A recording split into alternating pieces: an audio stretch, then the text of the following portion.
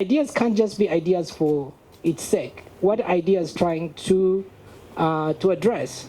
So the case of the annual leaders gathering, which is a platform within the Leo Africa Institute, it was important because for me, it was important because of three things.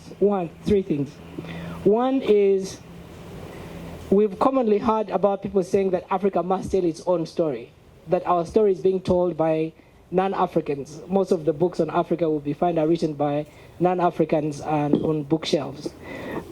So what are we doing about that? And our leaders sometimes are always saying, oh, Africa must tell its own story and pushing back against the works, but mostly in rhetoric. What are we really doing about that in terms of telling our own story?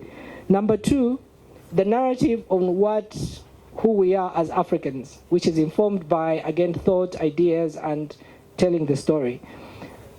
In terms of how the world sees us and how we see the world and how we see ourselves becomes very important because, again, it's how Africa has dealt with the world for a very long time. Mostly the world not being to our benefit. And mostly other people thinking less of us in terms of who we are as black people, as Africans, and that leading into even how we see ourselves. I've often wondered how, for example, like 500 colonial officers were able to manage the whole of Uganda, which was like millions of people. How did that happen? It must have been the power of mind.